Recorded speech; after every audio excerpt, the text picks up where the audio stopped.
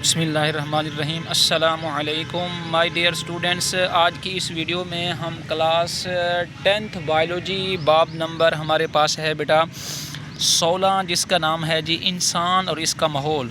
तो आज हम इस चैप्टर के जो इम्पोर्टेंट शॉर्ट क्वेश्चंस हैं और लॉन्ग क्वेश्चंस हैं, उन शॉर्ट और लॉन्ग क्वेश्चन को आज की इस वीडियो में हम कवर करेंगे। देखिए बच्चे, 2023 की पेयरिंग स्कीम के मुताबिक इस चैप्टर से जो है वो 4 शॉर्ट क्वेश्चंस आने हैं और प्लस इसमें से 2 जो है वो MCQs आने हैं। तो ये शॉर्ट क्वेश्चंस के हवाले से और MCQs के लिहाज से ये बड़ा इंपॉर्टेंट जो है वो चैप्टर है, ख़ासतौर पे 2023 की जो पेयरिंग स्कीम है उसके मुताबिक। तो कम से कम आपने इस चैप्टर के जो शॉर्ट क्वेश्चंस हैं उनको जो है ना आपने लाजमी कर लेना है। इसके अलावा मैं आपको इस चैप्टर के जो लॉन्ग क्वेश्चंस हैं वो भी डिस्क्राइब करूँगा। देखिए बेटा, इस चैप्टर का सबसे पहला जो इंपॉर्टेंट शॉर्ट क्वेश्चंस है वो हमारे पास है जी इकोलॉजी, डिफाइन इकोलॉजी। तो इसके मैंने निशान जो है ना पहले से लगा लिए हैं। इकोलॉजी बेसिकली इसके जो की पॉइंट्स हैं वो भी मैं आपके साथ जो है वो डिस्क्राइब करता रहूँगा। अच्छा, इकोलॉजी के अंदर हम क्या करते हैं बेटा, जानदार और उस जानदार का अपने माहौल के साथ जो ताल्लुक़ होता है उसको हम कहते हैं इकोलॉजी। मसलन मैं अभी जो है ना बैठा हुआ हूँ जिस जगह पे वीडियो बना रहा हूँ, अब मेरा उस माहौल के साथ जो ताल्लुक़ है, मैं सांस ले रहा हूँ, ऑक्सीजन लेता हूँ, कार्बन डाइऑक्साइड को रिलीज़ करता हूँ, माहौल से हम क्या करते हैं, पानी लेते हैं, खुराक लेते हैं। तो इस तरह किसी भी जानदार का जो उसके माहौल के साथ ताल्लुक़ है उसको हम नाम देते हैं इकोलॉजी का। अब इसकी 2 टाइप्स हैं, एक को हम कहते हैं आर्ट इकोलॉजी, एक को हम कहते हैं साइन इकोलॉजी। तो इसकी जो टाइप्स हैं वो भी आप जो है वो डिस्क्राइब कर सकते हैं। इसके बाद हम नेक्स्ट जो है ना इंपॉर्टेंट शॉर्ट क्वेश्चन की तरफ चलते हैं। तो वो हमारे पास है बेटा पॉपुलेशन और कम्युनिटी। ये 9th के हवाले से तो बड़ा इंपॉर्टेंट है और 10th में भी कभी कभार जो है ये पूछ लिया जा सकता है। तो आपने करना है बेटा, पॉपुलेशन क्या है, जानदारों का एक ऐसा ग्रुप, इसको आपने बेटा यहाँ से करना है जो एक ही तरह के होते हैं, एक ही वक्त एक ही जगह मौजूद हों, उसे हम नाम देते हैं पॉपुलेशन का। जैसे हमारे पास एक बायोलॉजी की क्लास है तो उसमें जितने भी स्टूडेंट मौजूद हैं एक ही वक्त में एक ही जगह के ऊपर, तो उसको भी हम नाम देंगे पॉपुलेशन का। इसी तरीके से जो मुख्तलिफ पॉपुलेशन का मजमुआ होता है उसको हम नाम देते हैं कम्युनिटी। तो ये आपका शॉर्ट क्वेश्चन हो जाएगा। इसके बाद हमारे पास नेक्स्ट है जी इकोसिस्टम। तो इकोसिस्टम को आपने बेटा यहाँ से करना है, एक माहौल की जो खुद कफील इकाई है जिसमें बायोटिक और एबायोटिक जो अज्जा होते हैं इनका जो आपस में ताल्लुक़ होता है उसको हम नाम देते हैं इकोसिस्टम का। तो इसकी जो मिसाल आपने देनी है, एक झील हमारे पास इकोसिस्टम है, कुदरती जो एक हमारे पास जो जंगल है ये एक हमारे पास इकोसिस्टम है। तो ये बेसिकली हमारे पास कुदरती इकोसिस्टम है। तो मसनूई इकोसिस्टम की अगर हम बात करें तो हमारे पास है जी एक्वेरियम है। तो इसकी जो एग्जांपल है वो भी आपने कर लेनी है। नेक्स्ट हम डिस्कस कर लेते हैं जी बायोस्फीयर। तो दुनिया के तमाम इकोसिस्टम मिलकर बायोस्फीयर जो है वो बनाते हैं। बायोस्फीयर के अंदर बेसिकली जो है ना ज़मीन का हर वो हिस्सा जहाँ पर जानदार पाए जाते हैं उसे भी हम नाम देते हैं बायोस्फीयर। और इसकी जो लंबाई है वो आपने याद रखनी है, MCQ के हवाले से आ चुकी है कि इसकी जो लंबाई है वो कितना है, वो है 20 किलोमीटर, यानी 10 किलोमीटर सतह समंदर से ऊपर और 10 किलोमीटर सतह समंदर से नीचे। देखें ना, पहाड़ों के ऊपर भी जानदार पाए जाते हैं, इसी तरीके से जो समुद्रों की तहें हैं वहाँ पर भी जो है वो जानदार पाए जाते हैं। तो ये आ जाएगा बेटा आपके पास जो है वो बायोस्फीयर के अंदर। अच्छा, नेक्स्ट हम डिस्कस कर लेते हैं जी इकोसिस्टम के 2 मेन अज्जा हैं। ये MCQs के हवाले से इंपॉर्टेंट है कि इकोसिस्टम के कितने अज्जा हैं, 2 हैं। एक को हम कहते हैं बायोटिक, एक को हम कहते हैं एबायोटिक। तो ये शॉर्ट क्वेश्चंस जो है ना बोर्ड में आ जाता है कि एबायोटिक अज्जा और बायोटिक अज्जा में फ़र्क बयान करें। जैसे कि नाम से ज़रा है, एबायोटिक में तमाम बेजान फैक्टर हैं, जैसे कि हमारे पास क्या है जी, हवा है, पानी है, इसी तरीके से मिट्टी है और बुनियादी एलिमेंट्स और कंपाउंड्स हैं। तो इसको आपने यहाँ तक कर लेना है, ठीक है। और बायोटिक के अंदर जितने भी जानदार हैं वो इसके अंदर आ जाते हैं, जैसे कि प्रोड्यूसर्स हैं, कंज्यूमर हैं, डीकम्पोजर्स हैं, प्लांट्स हैं, एनिमल्स हैं, बर्ड वगैरह वगैरह। अच्छा, क्योंकि मैं आपके साथ इंपॉर्टेंट शॉर्ट क्वेश्चन डिस्कस कर रहा हूँ तो इसलिए हम नेक्स्ट चलते हैं इंपॉर्टेंट शॉर्ट क्वेश्चन की तरफ। हमारे पास डेफिनेशंस हैं हर्बीवोर्स, कार्निवोर्स एंड ओमनीवोर्स। तो बेसिकली देखें, हमारे पास जो हर्बीवोर्स होते हैं ऐसे जानदार होते हैं जो क्या करते हैं, घास खाते हैं, जिसमें हमारे पास मिसाल है जी मवेशी हैं, हिरन है, खरगोश है, घास का टिड्डा वगैरह वगैरह। इस तरह जो कार्निवोर्स ऐसे जानदार होते हैं जो क्या करते हैं, गोश्त खाते हैं। इसी तरीके से इसकी जो आप मिसाल कोई भी यानी कि आप कर सकते हैं, जैसे हमारे पास क्या है, लोमड़ी है, मेंढक है, शिकारी परिंदे हैं, छोटी मछलियां हैं, सांप वगैरह वगैरह। इसके बाद हमारे पास है जी ओमनीवोर्स। ओमनीवोर्स ऐसे जानदार होते हैं जो गोश्त भी खाते हैं और इसके साथ साथ पौधे, यानी कि जो पौधे हो गए या पौधों के जो प्रोडक्ट्स होते हैं, फ्रूट्स वगैरह, उनको भी क्या करते हैं, खाते हैं। इसकी मिसाल हमारे पास क्या, इंसान है, कौवा है, बिल्ली है वगैरह वगैरह। इसके बाद हम नेक्स्ट जो है इंपॉर्टेंट शॉर्ट क्वेश्चन की बात करते हैं, वो हमारे पास है जी डीकम्पोजर। डीकम्पोजर्स का दूसरा नाम होता है रिड्यूसर्स, इसको हम रिसाइकलर भी कहते हैं। तो ये बेसिकली क्या करते हैं, पौधे और जानवरों के जो मुर्दा जो क्या होते हैं जी कम्प्लेक्स जो ऑर्गेनिक कंपाउंड होते हैं उनको सादा जो है वो कंपाउंड में तब्दील करते हैं। और इसकी जो बेहतरीन मिसाल हमारे पास वो है जी बैक्टीरिया और फंजाई है। इसके बाद हम नेक्स्ट चलते हैं जी इंपॉर्टेंट शॉर्ट क्वेश्चन की तरफ। हमारे पास है जी ट्रैफिक लेवल।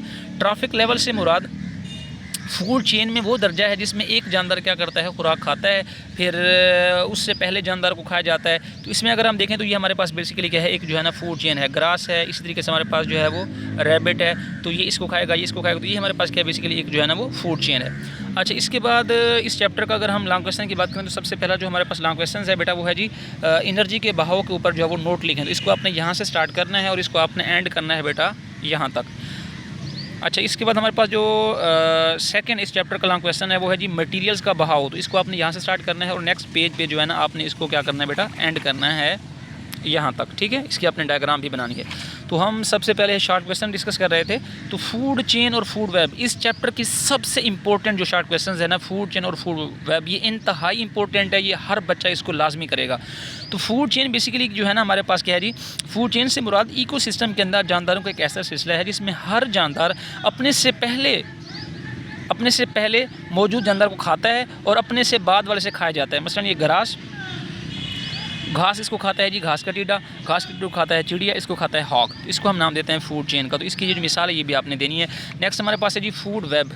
ये भी यानी कि फूड चेन और फूड वेब का जो है वो डिफरेंस आता है। ये MCQs है तो इसको मैंने हाईलाइट कर दिया है। अच्छा, फूड वेब क्या है बेसिकली, जब बहुत सारे जो है ना हमारे पास फूड चेन मिलती हैं तो उससे क्या होता है, फूड वेब बनता है। तो इसकी ये जो है ना आपने डायग्राम बनानी है। डायग्राम के अंदर सिर्फ आपने ये नाम लिखने हैं, ये जो शक्लें हैं ये आपने नहीं बनानी। इसके बाद हम लॉन्ग क्वेश्चन की बात करें तो इकोलॉजिकल पैरामिड जो है ना ये भी एक लॉन्ग क्वेश्चन है। इसमें एक इंपॉर्टेंट जो है ना MCQs है कि इकोलॉजिकल पैरामिड जो है ना कब पेश किया गया था, 1927 में, और किसने पेश किया था, चार्ल्स एल्टन ने जो है ना इकोलॉजिकल पैरामिड को पेश किया था। इसके बाद आपने शॉर्ट क्वेश्चन कर लेना है इकोलॉजिकल पैरामिड्स की डेफिनेशन। तो इकोलॉजिकल पैरामिड से मुराद एक फूड चेन के मुख्तलिफ जो ट्रैफिक लेवल्स पर जानदारों की यानी कि जो तादाद है कि जानदारों की तादाद कितनी है, प्राइमरी जो हमारे पास प्रोड्यूसर्स हैं, प्राइमरी कंज्यूमर है, सेकेंडरी कंज्यूमर है, टर्शियरी कंज्यूमर है, या इसमें जो है ना आपके पास क्या जी बायोमास हो गया या एनर्जी की जो मिकदार है उसके इजहार को हम नाम देते हैं इकोलॉजिकल पैरामिड। तो इसकी जो है वो 3 बड़ी अकसाम हैं। एक हमारे पास है जी पैरामिड ऑफ नंबर, एक हमारे पास है जी पैरामिड ऑफ बायोमास, इसी तरीके से हमारे पास जो है ना और इसकी जो तीसरी टाइप है वो यहाँ पे जो है वो मेंशन नहीं है। तो आपकी बुक के अंदर जो है ना 2 इसके अकसाम को जो है वो बयान किया गया। तो एक हमारे पास होता है जी पैरामिड ऑफ नंबर होता है, एक हमारे पास होता है पैरामिड ऑफ बायोमास है, इस तरीके से हमारे पास होता है पैरामिड ऑफ एनर्जी होता है। अच्छा, इसमें एक बायोमास की डेफिनेशन है, ये आपने बेटा देख लेनी है। और इसके बाद आपने बायो जियोकेमिकल साइकिल्स की डेफिनेशन, जिसमें जो क्या होते हैं जी एलिमेंट्स और कंपाउंड होते हैं वो जानदार से बेजान में आते हैं और बेजान से जानदार में आते हैं, इसको हम कहते हैं बायो जियोकेमिकल साइकिल। इसी तरह हमारे पास क्या जी न्यूट्रिएंट साइकिल है, जैसे कि हमारे पास कार्बन साइकिल है, नाइट्रोजन साइकिल है। तो ये जो है ना बायोटिक से एबायोटिक में आते हैं और एबायोटिक से बायोटिक में आते हैं, तो इसको हम नाम देते हैं न्यूट्रिएंट साइकिल का। इसके बाद जो है ना कार्बन साइकिल, ये लॉन्ग क्वेश्चन के लिहाज से तो है अहम, और इसमें अगर शॉर्ट क्वेश्चन आपसे पूछते हैं कि कार्बन साइकिल के ऊपर मुख्तसर नोट लिखें तो आपने इसको यहाँ से लेकर यहाँ तक कर लेना है, ठीक है। अच्छा, इसके बाद हम नेक्स्ट चलते हैं जी नाइट्रोजन साइकिल। ये भी हमारे पास लॉन्ग क्वेश्चन है, इसमें आपने शॉर्ट क्वेश्चन कर लेना है नाइट्रोजन फिक्सेशन। जब हम नाइट्रोजन गैस को नाइट्रेट्स में तब्दील करते हैं उसे हम कहते हैं नाइट्रोजन फिक्सेशन। इसके जो स्टेप्स हैं, अमोनिफिकेशन सबसे पहले है, नाइट्रोजन फिक्सेशन है, अमोनिफिकेशन है, नाइट्रिफिकेशन है, असेमिलेशन है और डीनाइट्रिफिकेशन है। तो इसको आपने इसकी डायग्राम भी अपने अच्छे से बनानी है और इसको आपने यहाँ तक जो है ना वो करना है। इसके बाद हमारे पास है जी इंट्रास्पेसिफिक और इंटरस्पेसिफिक, ये आपने शॉर्ट क्वेश्चन में करना है।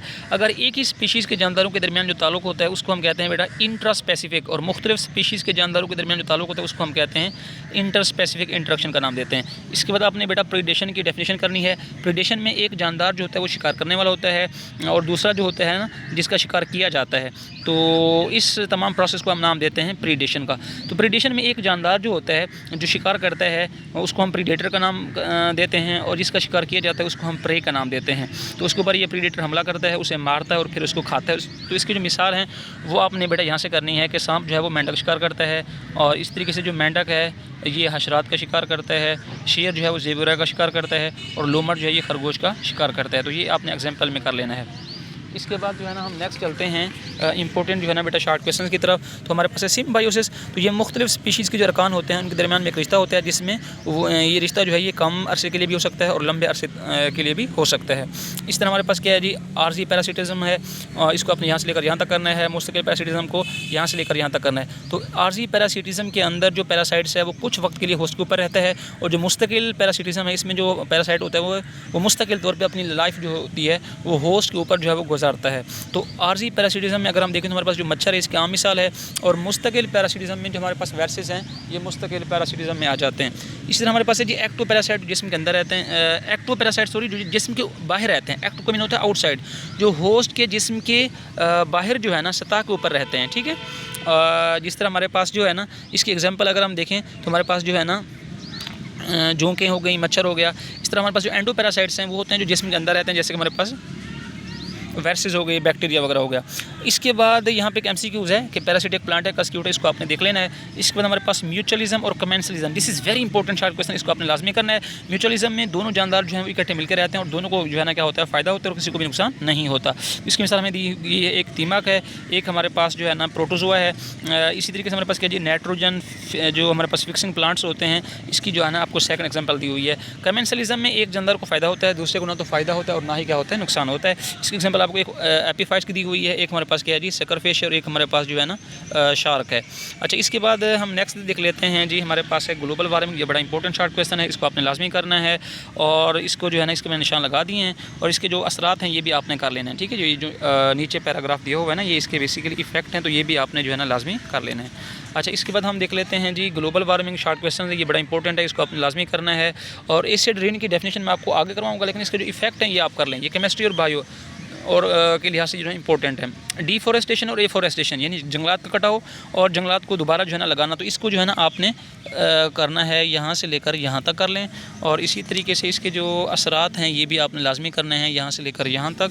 इसी तरीके से हमारे पास जो आलूदगी की डेफिनेशन है, पोल्यूटेंट्स की डेफिनेशन है, ये आपने लाजमी कर लेनी है।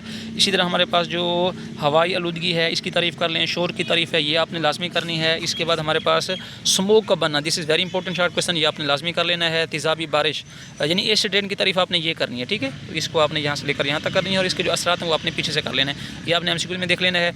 और इसके अलावा जो हमारे पास है हवाई आलूदगी को कंट्रोल करना, ये आपने शार्ट में लाजमी करना है। This is very important. Deforestation और एफॉरेस्टेशन में डिफरेंस आता है, ये भी आपने लाजमी कर लेना है। इसके बाद अगर हम देखें तो हमारे पास जो आबी आलूदगी है इसकी आपने तारीफ़ कर लेनी है।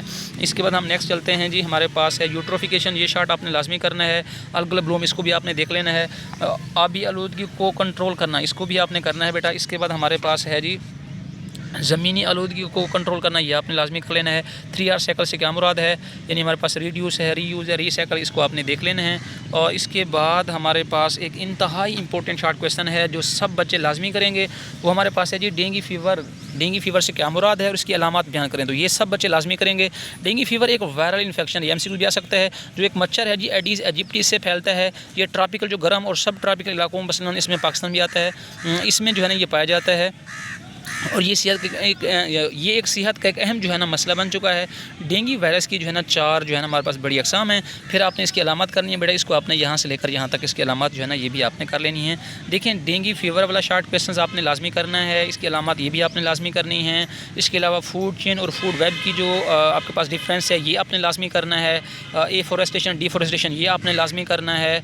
और एसिड रेन से क्या मुराद है और इसके असरात बयान करें, ये आपने लाजमी करना है। ग्लोबल वार्मिंग है, इसी तरीके से हमारे पास जो ग्रीन हाउस इफेक्ट है ये आपने लाजमी करना है। पॉपुलेशन, कम्युनिटी है, इकोलॉजी की तारीफ़ है। इसी तरीके से हमारे पास जो है इसके अलावा जो आपने करना है इसमें से बेटा वो हमारे पास है इकोलॉजिकल पैरामिड है, ये आपने लाजमी करना है।